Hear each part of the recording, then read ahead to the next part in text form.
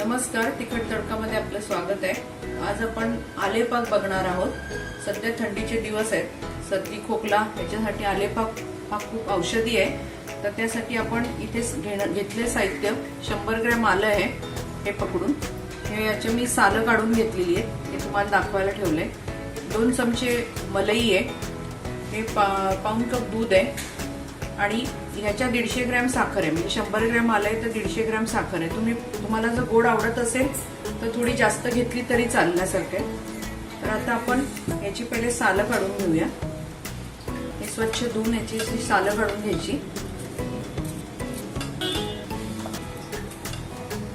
ते आपण सालं काढून घेतले, आपण याचे असे तुकडे करून घेऊया।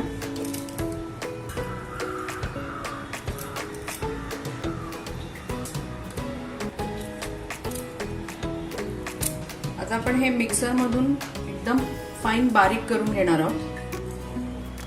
मी थोडंसं दूध टाकते त्याच्यामध्ये, म्हणजे ते पटकन बारीक होईल।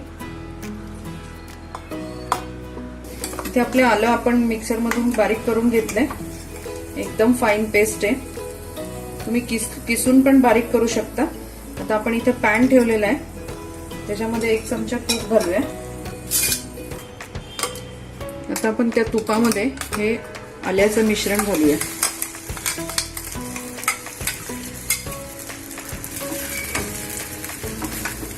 आता आपण त्याच्यामध्ये ही साखर घालू।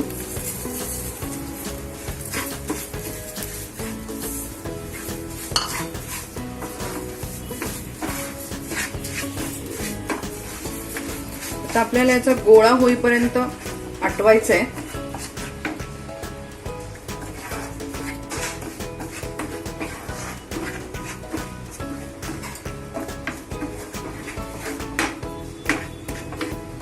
गॅस बारीकच ठेवा, नाहीतर ते जळून जाईल।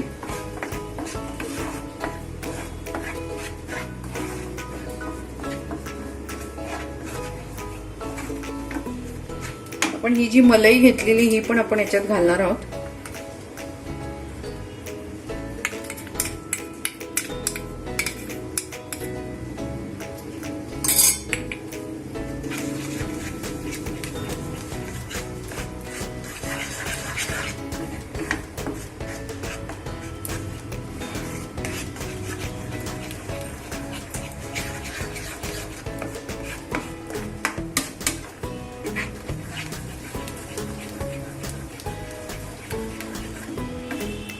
आपण याला सारखं ढवळत राहू। गॅस लो टू मीडियमच आहे।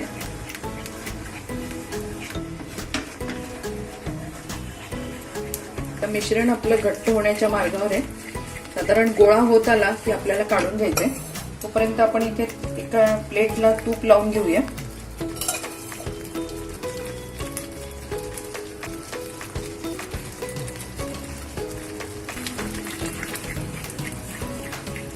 आपला गोळा होत आलाय, अगदी आपण थोडीशी वेलची पूड टाकणार आहोत।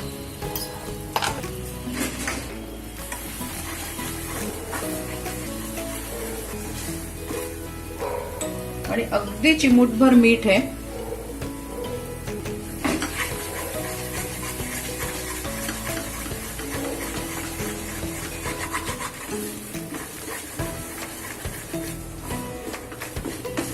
यात आपलं सोडायला लागले पॅन ते मिश्रण।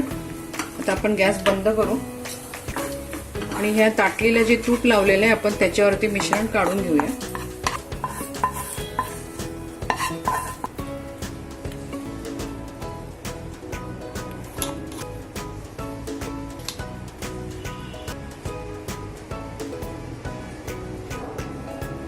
आता आपण हे गार झालं का याच्या वड्या पाडून घेऊ।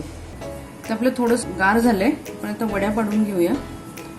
अजून गरमच आहे थोडंसं ते, पण नंतर मग पडणार नाही कोरड्या झाल्यावरती, म्हणून आता आपण पाडून ठेवू। गार झाल्यानंतर काढूया।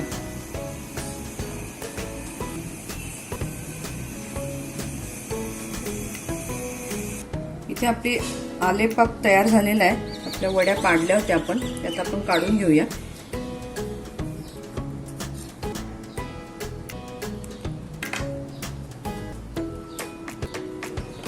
इथे आपला आलेपाक करून तयार झालेला आहे। मी डिश मध्ये काढून घेतलाय। वडी खूप छान झालेली आहे, तुम्ही बघू शकता. तर तुम्ही ही रेसिपी नक्की करून बघा. सध्या थंडीचे दिवस आहेत, सर्दी खोकल्यासाठी हे खूप औषधी आहे. तुमच्या कॉमेंट्स आम्हाला कळवा. तसंच आमच्या चॅनल तिखट तडकाला लाईक करा, शेअर करा, सबस्क्राईब करा. परत आपण भेटू एका नव्या रेसिपी बरोबर. धन्यवाद.